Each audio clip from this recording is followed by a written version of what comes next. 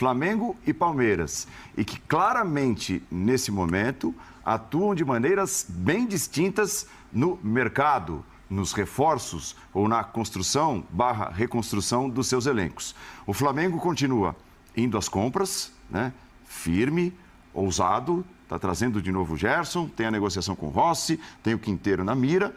O Palmeiras perdeu o melhor jogador do Campeonato Brasileiro, o Scarpa, perdeu algumas figuras do seu elenco, o Wesley, por exemplo, o Jorge, que vinha jogando mal e jogando pouco, e vai trabalhar com muitos jogadores da sua excelente categoria de base.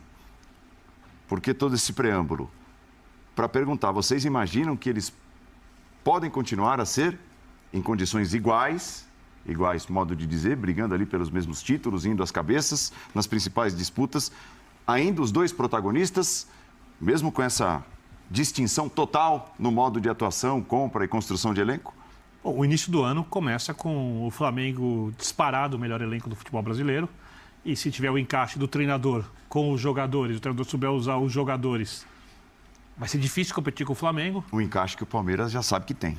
Que o Palmeiras tem, a liderança que o Palmeiras tem, o trabalho consistente que o Palmeiras tem, porém jogadores de base podem demorar um pouquinho mais para conseguirem render o que os seus treinadores esperam. No caso, o Palmeiras tem o cara ali que sabe usar muito bem a base. Eu acho que, olhando o orçamento do Palmeiras, quanto o Palmeiras ganha de dinheiro e quanto o Palmeiras pode investir, é uma política muito inteligente. Mas que, obviamente, quando a gente olha de potencial, em princípio, hoje, como diria Paulo Calçade, né, no começo de janeiro, o Palmeiras começa um pouco atrás do Flamengo quando a gente fala de potencial de elenco. E quem pode atrapalhar um pouco ali talvez seja o Atlético.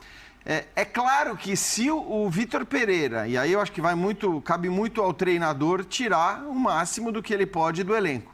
É claro que se o Vitor Pereira fizer um trabalho que não precisa ser nem tão bom quanto o do Abel Ferreira, mas se ele conseguir se aproximar a qualidade do trabalho do Abel Ferreira, a tendência é que o Flamengo tenha resultados bem melhores do que o Palmeiras. Porque aí significa o Vitor Pereira fazendo um bom trabalho no Flamengo, significa ele tirar tudo que ele pode ou quase tudo que ele pode desse elenco. Se ele tirar tudo ou quase tudo que ele pode desse elenco, fica difícil para o elenco do Palmeiras, por melhor que seja o Abel Ferreira, por melhor que seja a sua categoria de base, porque a gente se esquece que quando a gente olhava para o banco de reservas dos dois times na temporada passada, você olhava para um banco de um e você tinha o Cebolinha, você tinha o Marinho, isso porque o Bruno Henrique estava machucado, senão provavelmente também já estaria no banco de reserva, o Vidal.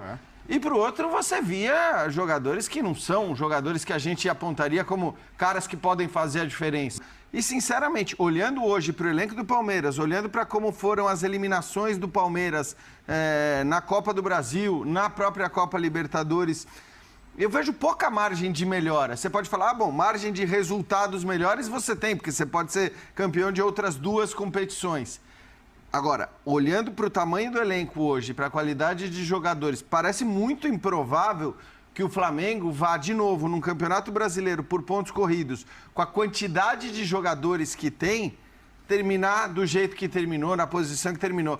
É praticamente impossível. O Flamengo, se não for o campeão brasileiro por pontos corridos, tendo o elenco que tem hoje à sua disposição para alternar jogadores e manter um nível muito, muito alto, ele vai brigar até o final lá em cima. Então, o que eu acho é isso, olhando e aí até de alguma maneira justificando a troca de treinador feita no Flamengo, entendendo que o próprio Flamengo via e a sua direção via essa margem de melhora. E eu acho que de fato existia essa margem de melhora. Claro que não é só uma questão do Dorival Júnior, porque teve parcela do Paulo Souza no fracasso, vamos dizer assim, do brasileiro. Acho que o brasileiro a gente pode chamar de um fracasso. Sim, né? Era inimaginável o Flamengo terminar o brasileiro da maneira que terminou.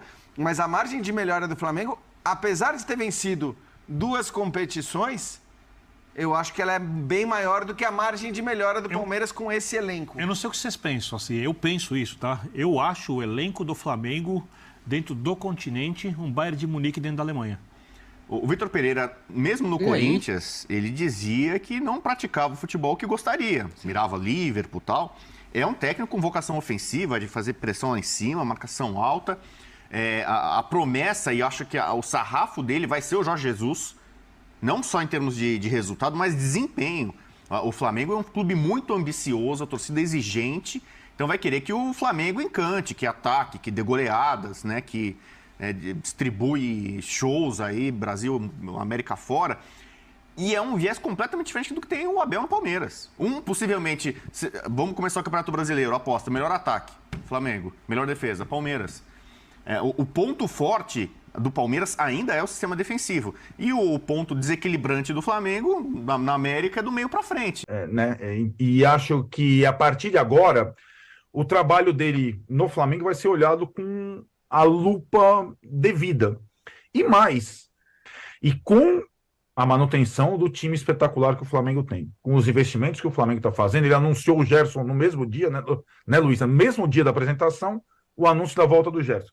O Vitor Pereira vai ser o técnico mais cobrado do país, ele pode ter certeza disso. E, de novo, a cobrança que ele será submetido agora vai ser infinitamente maior do que ele recebeu no Corinthians. Por quê? O orçamento é maior, os jogadores são melhores, a atitude que ele teve é muito discutível. Então o Vitor Pereira passa a ser a bola da vez do futebol brasileiro. Ele tem aí a Supercopa contra o Palmeiras, quero ver. Tem o Mundial de Clubes, se chegar contra o Real Madrid, quero ver. Também quero ver. Tem o Independente Del Valle pela Recopa, quero ver. Quero ver. Nós vamos cobrar. Se o Dorival Júnior, tá passando despercebido o Dorival Júnior, né?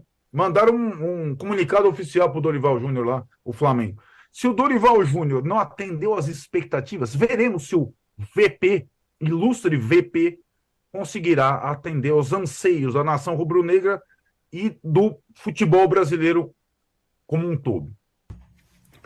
É sério que tem gente que não conseguiu perceber que hoje o Flamengo e o Corinthians estão em patamares diferentes? Estão como estavam há uma década. Só que os papéis se inverteram. Da mesma forma que Palmeiras e São Paulo também estão em patamares diferentes, como estavam na primeira década desse século XXI. Só que os papéis também se inverteram. Hoje, se você procurar um grande jogador, um jogador interessante aí, para ser contratado, e ele tiver a opção entre Flamengo e Corinthians, é claro que o Flamengo é mais sedutor, porque paga em dia, porque tem a condição financeira melhor, o time é mais forte, chance de disputar e ganhar mais títulos, uma série de vantagens. E o mesmo ocorre no comparativo entre Palmeiras e São Paulo. E isso não tem a ver com a história, com o número de torcedores, com a quantidade de títulos que esses clubes ganharam ou não. Tem a ver com o momento de cada um. Tem a ver com algo que a imprensa precisa abordar mais vezes. Gestão. Boa gestão e má gestão que coloca times, clubes gigantescos em patamares inferiores aos dos seus rivais. Temos que tocar nessa ferida.